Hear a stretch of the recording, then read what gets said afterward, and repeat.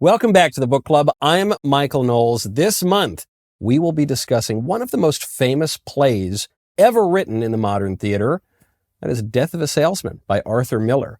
And we will be discussing it with very famous actor and comedian. Bro, why are you laughing? You shouldn't be laughing at that. I'm sorry, and intellectual. And intellectual. And all-around athlete. A gentleman and a scholar. Yes. Bryan Callen, Yes. who, among all of these other accolades, is an alumnus of the Stella Adler Studio and the Wynn Hanman Scene Study class, which only the most cultured people are graduates of. Yes. I'm a thespian at heart. You are? Yes. And this brings us to Death of a Salesman, ladies and gentlemen. Death of a Salesman, which is it's the one play after listening to it with Lee J. Cobb, where there's a recording. If you haven't done it, do it now. I don't care how old it is. And I saw Brian Dennehy on Broadway do it. And I've never forgotten it. So that when I was asked to talk about this, I had a choice. I think it was like War and Peace, Life is Too Short to Read That, and Death of a Salesman. I was like, let's do Death of a Salesman because I don't have to even reread it. Yeah. It's stuck with me. And you mentioned that you've listened to it, this radio version of it, and you've seen it on stage. And if a lot of times, if a kid is assigned a book in school, he wants to watch the movie, but they say, no, you really shouldn't watch the movie. You should read the book. Yeah. When it comes to plays, though, they really are meant to be seen. 100%. Reading it is the less effective way to consume this material. Yeah, and Arthur Miller was, it's very difficult. Look at how small this book is. It's very difficult this is a tragedy too, right? So how do we define tragedy versus a drama? A drama is, he starts with a fatal flaw, learns from his mistake, and ends up making a difficult choice and probably giving up what he wants for what he needs. And that's a great metaphor for life. And then there's a new equilibrium, and he may have lost what he was going for, but he's now got a relationship with his son or whatever. And we're like, yeah, dude, you did the right thing. A tragedy is when that fatal flaw is never reconciled. No. And you hold on to it just like Ahab did the white whale. And it just takes you under. And that's what this book does. And I'm sorry, this play. And when you watch it, and I was a young man, I remember when I saw it, I was on a date we went to Broadway, and I'm on with this gal, and I'm trying to impress her as usual. And I, I'm a macho guy. I was weeping at the end of that play. It was inappropriate. I mean, and we were standing up, and I looked around, and the men around me, all these businessmen were crying too. It's devastating, really. It's devastating because it puts you on notice. So don't let that happen to you. You mentioned it's a short work. Yeah. Usually I ask my guests to give a 1-minute synopsis, which you probably could do for Death of a Salesman. You will get away with nothing in life. You may try to take, maybe two things. Beware of false gods, and you will get away with nothing. You have to reconcile what you did or didn't do for the sake not just of yourself, but of your family. And what you want is probably different than what you need. And if you only follow what you want, and your value system is something that's been given to you, you better be careful. That's what I got from it. So in terms of the actual plot and characters, what happens in the play? Ostensibly, on the surface, there's about a traveling salesman who is at Willy Loman. Willy Loman. At the end of his rope, he's 60-something, overweight, sells something people don't even need. He's not necessary anymore. He's lost all his relevance.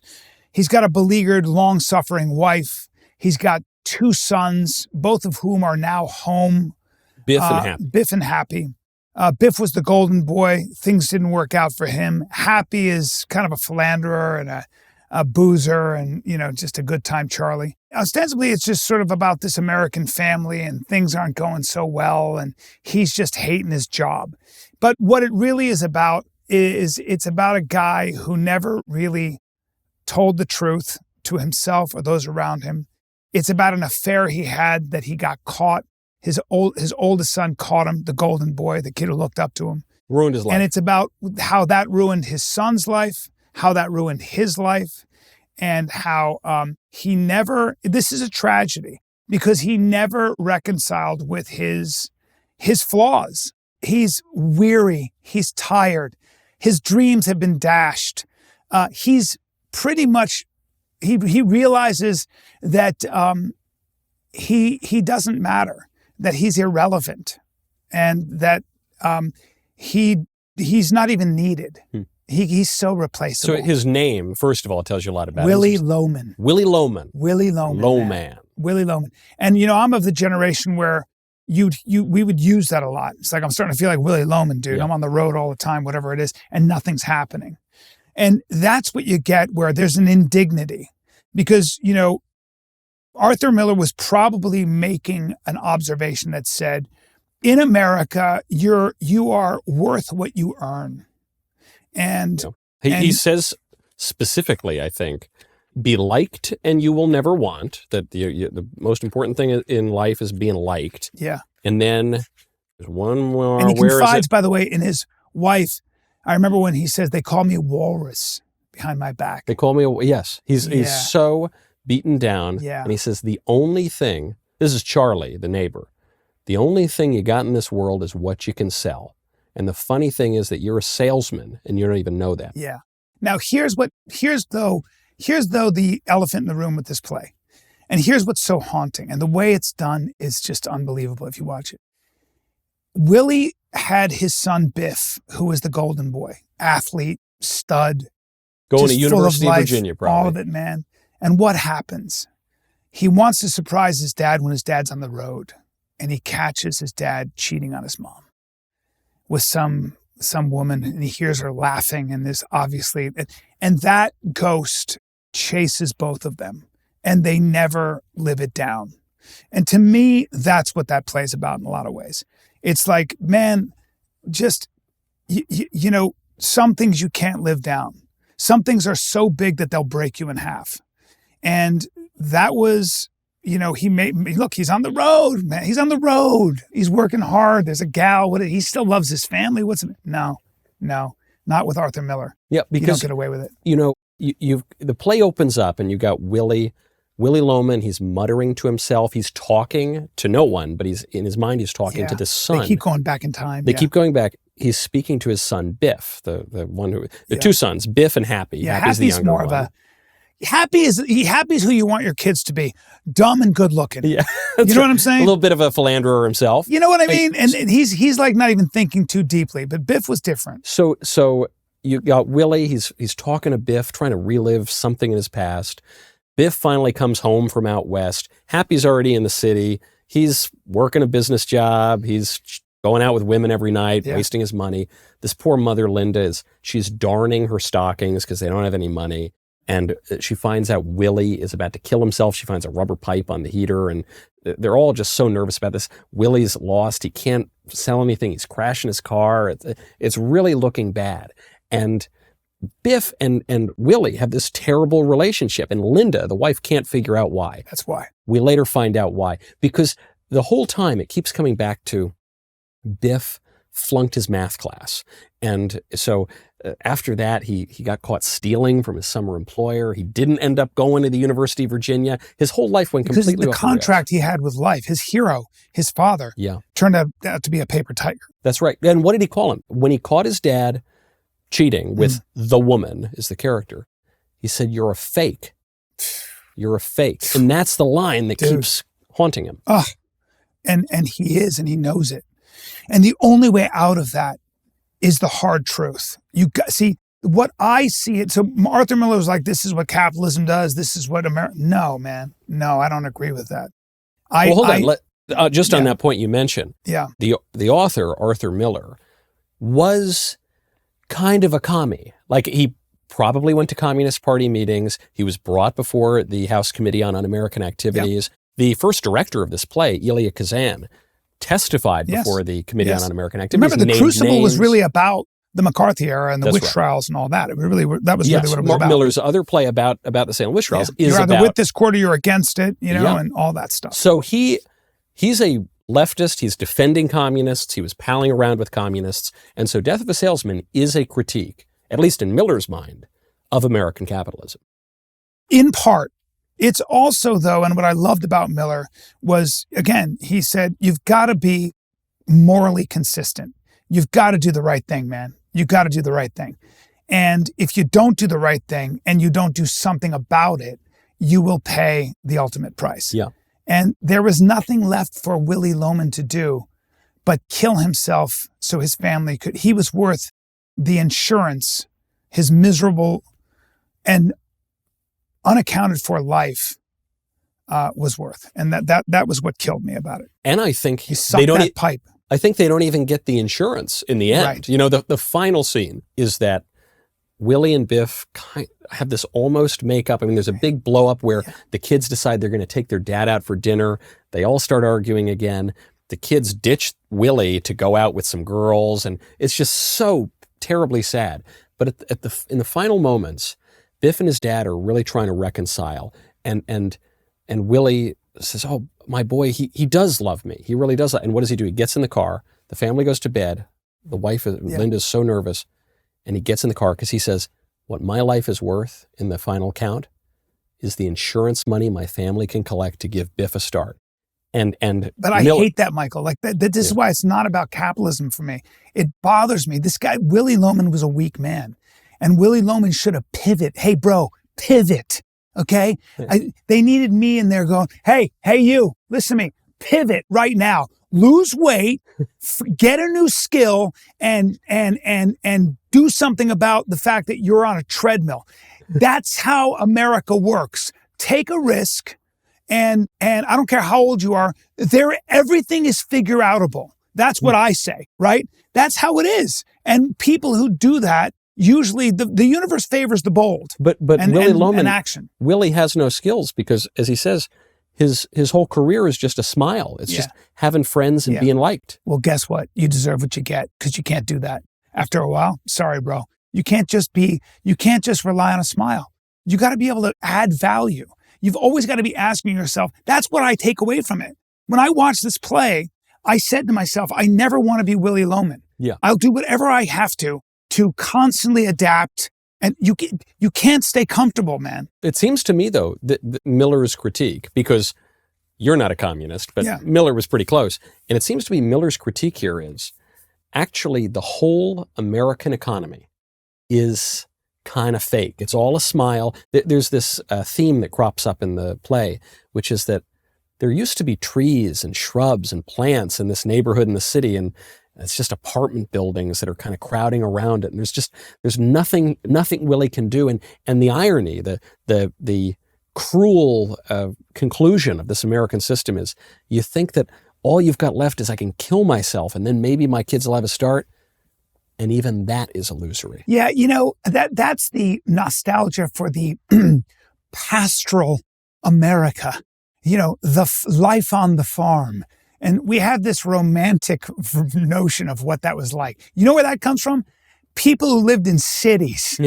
Talk to farmers. I was just in Norfolk, Nebraska, and you go out to farm country. It's hard, grueling work. So, my dad was from Wisconsin. He knew a lot of farmers. A lot of that stuff is romanticized. Yep. There's a reason people move to the cities. It's a lot easier. Growing your food is a lot harder than swiping your credit card, And so I understand that's always also been, by the way, that goes back to Thomas Jefferson and John Adams. Jefferson was an agrarian, right? He wanted to bring back the agrarian society and everything else. And John Adams was like, we got to modernize here, man. Yep. And that was a real point of contention, I think, in the 1800, the election of 1800. So this is America. Has always been this nostalgia to get back to the farm, get back to when we had shrubbery and we could play in the streets. Sometimes I think we're in a simulation because these themes continue to kind of like. On the point of simulation, I mean, this I think is the disillusionment that the whole family's feeling, because it goes back even to when Biff is working at a sports shop as a kid. Yeah. And after he catches his father cheating on the mother, he steals basketballs. Yeah. And then later on, when Biff comes back and he's fighting this, he says, okay, I'll take a meeting with my old boss and maybe I'll try to get a job, get some money to start a company. And what does he do? He's disrespected. And he steals the guy's pen. He's a klepto. Biff ends up. Forgot about that. He ends up going to jail because he was stealing stuff out west. And why? Why does he start stealing? Well, it seems to me he starts stealing because he realizes it's all fake, and his father there's is no the point. symbol of the salesman. And the idea of sales, the idea, that is, of American capitalist commerce, is that it's a voluntary exchange between two people that benefits everyone. But what Biff concludes, and maybe what Willy Loman concludes by the end, is it's not really a voluntary exchange that helps everyone. It's just one guy stealing from the next guy. And it's that all the way down. So you better get yours until he gets yours. Because Biff and Willie were told there's a contract to life, right? And this is a trap people fall into. The other thing I get from the play is most of us have a contract with life. Call it God, the universe. I'm gonna do X, Y, and Z, and I'm gonna get rewarded at the end of that. That's what I'm gonna do. I'm gonna do everything right, and then I know that there's justice at the end of this road.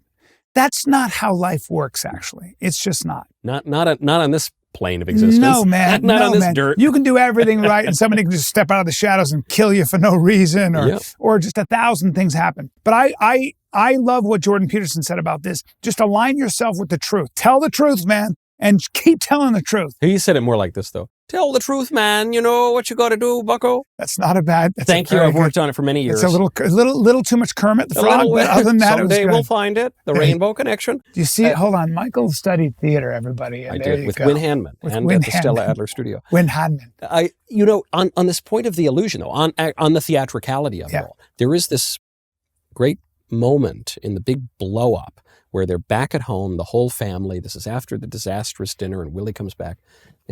Biff says, I want us to finally tell the truth in this family, because it's always exaggerations. God. They're always lying about each other. Oh, Biff, he's doing great and he's going to start a business. And Willie, oh, I'm great on the road. But it's all lies. And it seems as though this family, led by a salesman, they can't even fathom living in accordance with the truth. They can't even fathom giving up the lie that seems intrinsic to sales, and I think in Miller's mind, intrinsic to the American system and the American dream. I know, man.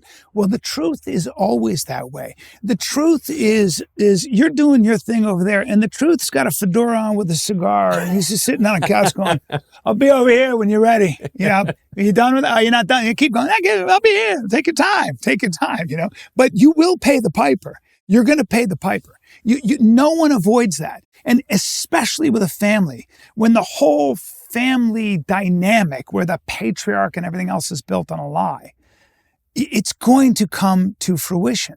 It's sort of the definition of what a dysfunctional family is. My father traveled a lot. I admired my father very much, but he was always gone. And he didn't understand me. I was so different. He grew up with no money, and I wanted to be an actor. And he's like, dude, get a job, dude. What do you mean an actor? Like, it was so outrageous. But both of us, to his credit, we started to become a little bit strained and, a little bit not talking to each other as much. I remember when I got Mad TV, my first TV show, we hadn't talked for a while. And he couldn't believe that I got this TV show. And because he didn't understand what I was going through. He didn't understand how hard I was working to make it. Yeah. To him, it was play, and it wasn't his fault. But I remember he said to himself, and I said to myself, we talked about this later on. He said, I got one son, and I'm starting to lose him a little bit, just like my father lost me. And he said, I ain't doing that. I don't want to look back on my life and think that I didn't have a relationship with my son. Regret is a horrible thing. And I said the same thing. I was like, I got to make an effort here because he's going through something. And I remember trying to, and we finally kind of came together as men. It was a fishing trip in Alaska, of all things. We got rained out and we're just sitting there going, I don't want to fish. We had to contend with each other. But long story short, like that was that moment of deciding, forget this ego stuff. Let's talk. Let's hash it out. There's no left or right turn here, man. We're right here. Let's figure this out. What do we have to say? What do we have to do right now to kill some of these demons, some of this resentment that's building up? You see it in marriages all the time. If you're not willing to kind of like confront, and Willy Loman and his wife, she kept making excuses. He's got that pipe. I don't want to talk about it. Shh, your father, and he would mention things and then blow up. No, man. No, sometimes you just gotta. That's true. He should have said, I cheated on you, man. I did. He should have said it. Why did Willy cheat on his wife? Just temptation. It's not why, right? Look, we're all weak. Eve bit that apple because it just looked so tasty, man. So you're gonna break sometimes. I'm not gonna ever judge somebody for giving way to temptation. Sometimes you just screw up. But what, right? I guess that is the temptation that the woman was so hot. I guess when I picture the woman in the play, I bet she didn't even look that good. My thought on it in the play, she's kind of a bawdy, kind of tramp, yes. And it was just probably, it's not that. It's not the cheating. The cheating is the cheating. The cheating is, we as viewers would say, if he was hanging his head and they had this out somehow, if he had said to his son, I messed up.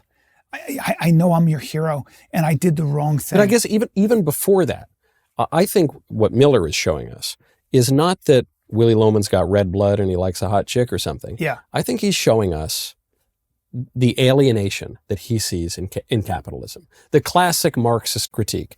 Look, I'm a right-winger in good standing. I've got my conservative bona fides, but I have a little sympathy for Miller's Marxist infected view of America, because what Miller is saying is, whatever the virtues of America, which he'll leave to Elia Kazan or someone to deal with, Miller is saying there are some big flaws in America. And I think the conclusion of the play is the American dream is fake. It's just a dream. And capitalism alienates you from yourself, from your society, from your true good. And so there's Willy. See, I would always disagree with that. Well, but do you think Miller would disagree with that? I maybe. I don't know. I don't know. I know this has been talked about. I don't know if it was as much a political commentary as it was a moral one. What's the difference? The difference is your moral choices are the things you'll pay for or not pay for.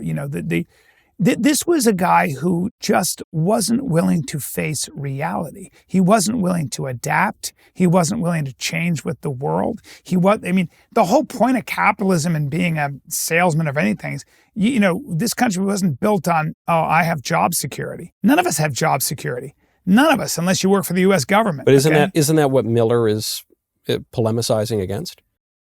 I've never gotten that from that. I've never got that. I only got a man who never lived up to the mistakes he made and his shortcomings. That's what I looked up to. I wonder if drama would be, I lied. I've been a liar my whole life. Yeah. Don't be me. Shake it up. I failed you. And I screwed up, and you have it out there, but they never did. But so he sucked the pipe. The thing that finally gets him is the car. He almost sucks the pipe, and then he finally. That's right. The thing that finally gets him is the car. Yeah. I wonder though, in the tragedy version of it, if, as you identify, he's got this flaw, which is he's a liar and he lives on lies and he prospers by lies, and the whole system in which he participates is a lie. And so I wonder if when Willy's up there in Boston and he's alone on the road, if he shacks up with the woman because he's so lonely. No doubt. He's alienated, in fact, from himself. Because if you're living in lies, that means that Willy can't be honest even with his wife. Yeah. He can't be. There's a scene in there where he gets back. He says, I made so much money. How much money you make, Willy? Oh, I sold this many units. And the wife gets out the calculator. She goes, okay, so that means you brought home $200. He goes, well, no, I mean, maybe it wasn't quite that many units. Maybe it was, and they get down, it's like $70 and they owe more. And I wonder if when he gets up there in Boston and there's the woman who's looking fine to him. And he thinks, my wife doesn't understand me. My kids don't understand me. Even if they love me, they don't know the real me. I won't even admit who the real me is. I'm a liar, man. I'm a professional liar. And I just want to feel an honest connection to one person. Sure. And it's this sinful thing that blows up his whole life. Yeah, that's very common in life. Yeah. This is why people probably have affairs. This is why people screw up. I knew a guy who owned buildings, and every time he'd get sued, he'd have the person followed. And I say, why? He goes, because look at me. Everybody's always screwing up. And I went, really? And he goes, yeah. They're doing something, they're accusing me of something. I promise they're up to something too. And he was always right. And he just like drop a couple of pictures on the guy's post and go, you want to go through with this lawsuit? Or like, that's how pretty amazing, right? So yeah, yes to all that. Yes to the human condition and its ever-present flaws. Yes. Again, we as human beings will forgive you. We will forgive you. Look, David, the king of the Jews, he sees Bathsheba bathing on a roof. He's got to have her. He finds out she's married to Uriah, his favorite general. General. That was a Freudian general. slip. Yes, it was. That's where you say one thing but mean your mother. Thank you. Sends him on a suicide mission, like just has him killed. Tells the guys to retreat. So, but why does he become this great patriarch of the Jewish faith? Because I think it was when Nathaniel, when the prophet came and said, you're the guy who sinned and God's mad at you. He was contrite. He repented, and he spent his whole life repenting for that sin. And we watched this human being who might have been a king, but was deeply flawed, become. But Willie can't repent. No. And isn't that part of Miller's criticism of the American dream is we can't admit we're wrong. We just gotta, there's an expression in New York, especially among the Italian Americans, deny till you die. You are sticking to your story, baby. My mother's 100% Sicilian, so are you Italian? I am. There you go. My mother was half Sicilian, half Calabrese. Oh, come on, so baby. Part African, part European. Yeah. I love it. What's the other part? English Irish. Okay. That's where the Knowles is. So not. I'm Irish and Italian, so that's yeah. We're so close we could almost finish each other's sandwiches. Sandwiches, damn it. Where's my camera? Where is my camera? How do I look? My makeup better be on point. Anyway, I'm a lot better looking in person. You can ask him, and a lot taller. But the charisma is the same. It seems to come through. Yeah, without question. I know. They tear my clothes. No. I don't know who they is, but anyway, yeah. But you can't. Look, I'll give you this. It would be nice to be European. I'd love a siesta. I've always wanted to be a gentleman. I want to wear jackets like that. I want to smoke a pipe, and I want to read leather-bound editions of et cetera, right? But you're an American. Fun. I'm an American, bro. I got to hustle. Yeah. And at the end of the day, again, life is a war. Life is tough. Life is. There's a reason we are far and away the most innovative country on the planet. And we do pay a price for abundance and efficiency. We do pay a price for flow. We do pay a price for scaling a country around the automobile. Yes. Yep. Yes to all that. We are, I'll keep going. Yes, the United States probably puts more emphasis on strength, the roaring stock market and the NFL and the biggest guns. We do. This is what Americans love. Muscle cars, large portions, everything, all of it, excess. Yep. And maybe and I'm going to quote, I think, Matthew Arnold here, maybe we sacrifice being a little bit more interesting. We could be a little more interesting. I think your comparison here between America, the New World, and the Old World is really apt because we're pioneers. They're settled. They've settled. They're settled. Willie has this line.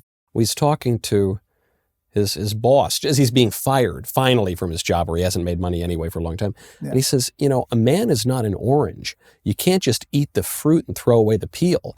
And what the boss says, effectively, implicitly, is, yes, I can. It's a business, Willie, and you got to pull your own weight or you're out. My father raised me that way, though. See, I never was raised the other way. My father said the world doesn't care about your feelings, and there are no excuses in the real world. You know what happens in the real world? I was raised this way. You can't do the job. Your family die in a fire? What happened? You lose an arm? Oh, it's terrible. Next. Yeah. That's it, man. You want to call that capitalism? Socialism is no different. It's just, that's life to me. When people start saying that socialism would stop that, sorry, man, haven't seen it. life is what it is. My joke, my special I shot before this, Man Tears, is about how men can't cry.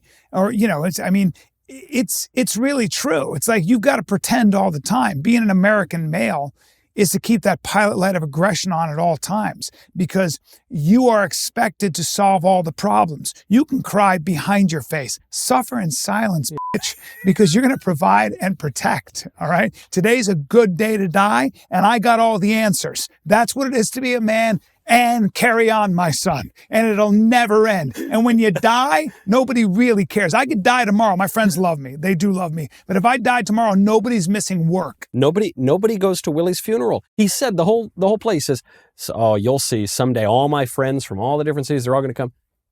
In the epilogue, that scene during his funeral, one of the lines is, "And nobody showed up." Exactly.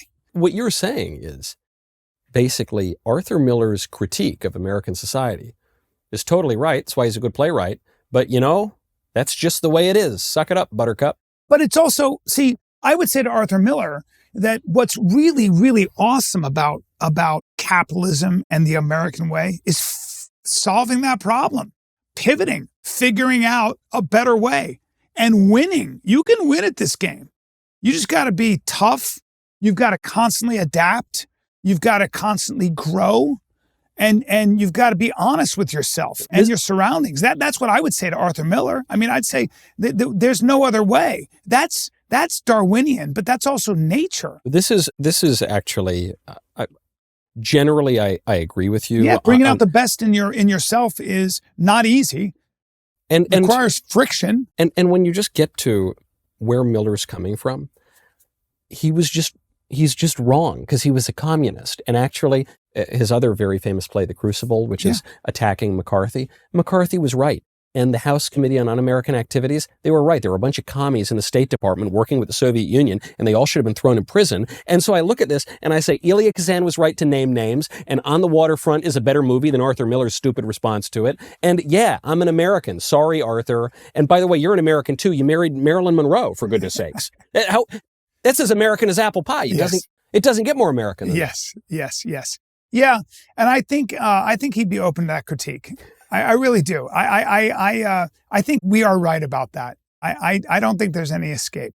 And I think that Willy Loman was a weak man across the board. And but you do have pity for him. You don't. I do. I feel my heart breaks for him. I had pity for his wife. I had pity for what could have been. I had pity for his sons. I had pity for the fact that they never told the truth. I had pity for the fact, I guess looking back on it, I never really sympathized with him. I did a little bit, because the great actor that Brian Dennehy was, and Lee J. Cobb, and the people that played this role, man, is it hard to play. So you can't not have some sympathy for a guy who calls himself, who tells his wife, they call me walrus behind my back, and I'm doing this job and all that, and I'm exhausted. And he is one of the great everymen of the theater. He's a poor stiff. He's a poor, weak suck, as they call him. But don't you find, look, maybe it's just me, maybe I'm telling on myself, but part of the reason this speaks to me is I fear, I hope I don't have that Willy Loman tendency. That's the lesson. That's the lesson that Arthur Miller's giving us. Don't become Willy Loman. There is a way out, and the way out is the truth. The way out is to adapt. The way out is to pivot. That's what he's saying. That's what I get. That's the value of this thing. The value of this tiny book, this tiny play, this brilliant play that I think won a Pulitzer Prize and a Tony, written in 1949, is that it puts all of us on notice.